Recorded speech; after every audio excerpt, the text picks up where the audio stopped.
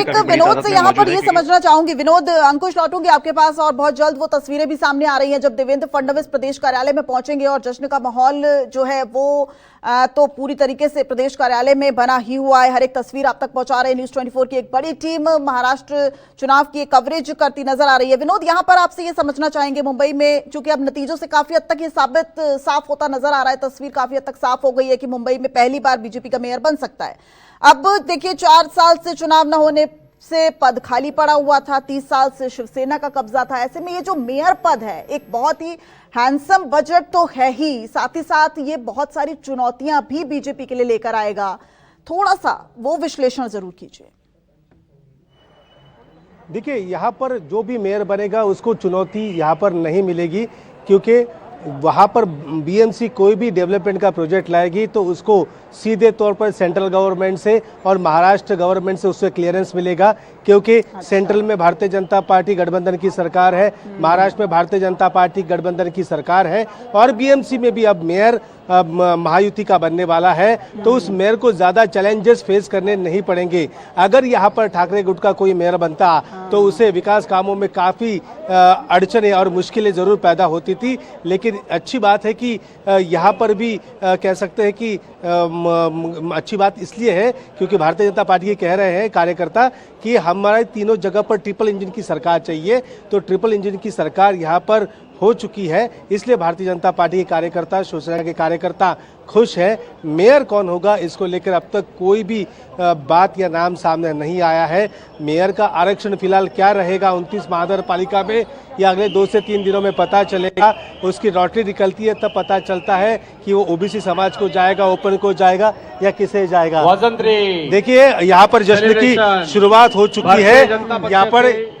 यहाँ पर देखिए, ये देखिए भारतीय जनता पार्टी के प्रदेश अध्यक्ष रविंद्र चौहान यहाँ पर पहुंच चुके हैं। उनके नेतृत्व में एक बड़ी जीत भारतीय जनता पार्टी को यहाँ पर मिली है, और ये जीत अपने आप में काफी बड़ी है, क्योंकि 29 में से लगभग 23 महानगर पालिका में बड़ी जीत मिली है। और यहाँ पर इस जीत का जश्न मनाने के लिए यहाँ पर रविंद्र चौहान पहुंचे हैं, भारतीय जनता पार्टी के प्रदेश अध्यक्ष, और यहाँ पर देख सकते हैं बाजे गाजे के साथ उनका स्वागत यहाँ पर किया जा रहा है रविंद्र चौहान जी का। रविंद्र चौहान यहाँ पर पहुंचे हैं और उनके स्वागत के लिए काफी बड़े पैमाने पर यहाँ पर कार्यकर्ता भी है। देख सकते हैं कि यहाँ पर आरपीआई के झंडे भी दिखाई पड़ रहे हैं, भारतीय जनता पार्टी के कमल के झंडे भी यहाँ पर दिखाई पड़ रहे हैं, और यहाँ पर बड़े तादाद में कार्यकर्ता यहाँ पर पहुंचे हैं। कुछ देर बाद यहाँ के विजयी कार्यकर्ता भी यहाँ पर पहुंचेंगे और इन सभी से वो बात करेंगे। एक बात तो अच्छी रही कि यहाँ पर भारतीय जनता पार्टी के कार्यकर्ता कह रहे हैं कि हमें बीएमसी जीतना जरूरी था, जो उन्होंने बीएमसी जीत ली है। जश्न का माहौल है। इस साल की बात करें तो सबसे पहले साल 2024 में अक्टूबर में विधानसभा में बड़ी जीत हासिल की, और उसके बाद अब यहाँ पर तीसरी बड़ी जीत, इससे पहले नगर पालिका इलेक्शन में भी बड़ी जीत हासिल की थी। अब ये तीसरी जीत यहाँ पर भारतीय जनता पार्टी ने यहाँ पर महाराष्ट्र में हासिल की है। 29 महानगर पालिका में से 26 महानगर पालिका में एक बड़ी जीत यहाँ पर भारतीय जनता पार्टी और कुछ जगहों पर उनकी दोस्त पार्टियों के साथ मिलकर यहाँ पर जीत हुई है। अभी देखिए, यहाँ पर गार्डियन मिनिस्टर हैं, यहाँ पर मंगल प्रभात लोढ़ा शहर के, वो भी यहाँ पर पहुँचे हैं, और तमाम भारतीय जनता पार्टी के जो नेता हैं मुंबई के, वो भी वहाँ पर पहुँचने वाले हैं। देखिए, सामने स्टेज बनाया गया है, साफ तस्वीर नरेंद्र मोदी पीएम की यहाँ पर देखने मिल रही है। अमित शाह है, जेपी नड्डा है, नितिन नवीन है, विनोद तावड़े है, ये केंद्रीय नेतृत्व है, और बगल में आप देख सकते हैं कि अमित साठम, यहाँ पर आशीष शेलार, चंद्रशेखर बावनकुले, रविंद्र चौहान प्रदेश अध्यक्ष, और आखिर में तस्वीर देवेंद्र फडणवीस महाराष्ट्र के मुख्यमंत्री, उनके नेतृत्व में, प्रदेश अध्यक्ष के नेतृत्व में एक बड़ी जीत यहाँ पर मिली है। उसी का जश्न अभी फिलहाल भारतीय जनता पार्टी के प्रदेश कार्यालय के बाहर यहाँ पर भारतीय जनता पार्टी के कार्यकर्ता कर रहे हैं। पूरी सिक्योरिटी यहाँ पर देखने मिल सकती है, क्योंकि यहाँ पर सिक्योरिटी प्रोटोकॉल है। प्रदेश अध्यक्ष पहुँच चुके हैं, 4 बजे का समय है। अगले 15 मिनट में यहाँ पर महाराष्ट्र के मुख्यमंत्री देवेंद्र फडणवीस यहाँ पर पहुँचेंगे और अपनी बात यहाँ पर रखेंगे।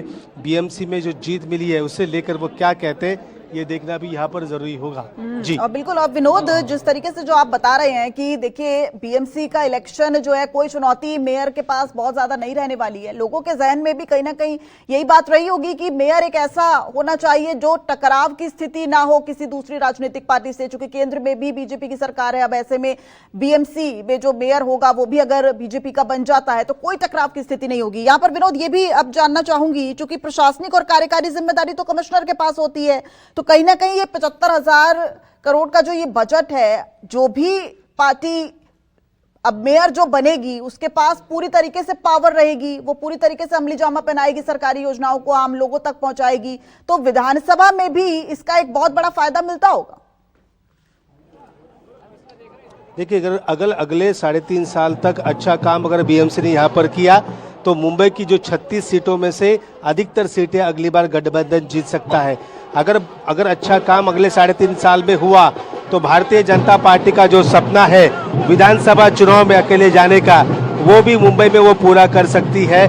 मेयर उनका रहेगा और सबसे जरूरी होता है स्टैंडिंग कमेटी चेयरमैन, जो पूरे पैसे खर्चे करने का अधिकार स्टैंडिंग कमेटी के पास होता है, उसका भी अध्यक्ष पद भारतीय जनता पार्टी अपने पास ही रखेगी, क्योंकि शिंदे की शिवसेना है, उनको यहाँ तक अब तक 30 सीटें मिली है और भारतीय जनता पार्टी की सीटें अब थोड़ी कम होती हुई नजर आ रही है, लेकिन बहुमत उनके पास है। भारतीय जनता पार्टी के पास फिलहाल 95 सीटें भारतीय जनता पार्टी जीत चुकी है, शिवसेना 30 सीटें, शिवसेना ठाकरे 66 सीटें, मनसे 9, कांग्रेस 15, एनसीपी 1 और दूसरी छोटी पार्टियां निर्दलीय 11 सीटों पर विजयी हुए हैं। तो एक आपने जो सही सवाल कहा, आपने सही सवाल पूछा कि लोकप्रिय के जहन में यही होता है कि केंद्र में बीजेपी, राज्य में बीजेपी और यहाँ पर दूसरी विचारधारा वाली सरकार आती है तो एक टकराव की स्थिति यहाँ पर बीएमसी राज्य सरकार, बीएमसी सेंट्रल गवर्नमेंट में देखने को मिल सकती है, इसलिए मुंबई का विकास यहाँ पर रुक सकता है। अब जो भारतीय जनता पार्टी ने कई ऐसे वादे किए हैं अपनी चुनावी मैनिफेस्टो में, इनको जल्द से जल्द पूरा करने की जिम्मेदारी भारतीय जनता पार्टी और उनके पार्षदों में होगी और कई ऐसे वादे उन्होंने किए हैं मैनिफेस्टो में, वो अब उन्हें पूरे करने पड़ेंगे। ठीक है। और बिल्कुल, और जब मेयर चुनाव का ये कार्यक्रम होगा वो बेहद भव्य और दिव्य भी होने वाला है, क्योंकि 25 साल बाद बीजेपी जो है वो अपना मेयर बनाने वाली है और तस्वीरों से काफी हद तक ये साफ भी हो गया। इंद्रजीत, आपके पास लौटना चाहूंगी, कुछ ये जो कहीं ना कहीं मुद्दे रहे वो क्या लग रहा है, वजह क्या रही? बीजेपी सबसे बड़ी पार्टी कैसे बनकर उभरी? हिंदुत्व से दूरी ठाकरे ब्रदर्स को नुकसान दे गई, एआईएमएम ने जिस तरीके से मुस्लिम वोट बैंक में सेंध लगाई, या फिर उद्धव ठाकरे का कांग्रेस की बजाय एमएनएस के साथ जाना, क्या लग रहा है कौन से ऐसे मुद्दे रहे जो कि विरोधी पार्टी जो है वो उतना अच्छा परफॉर्म नहीं कर पाई?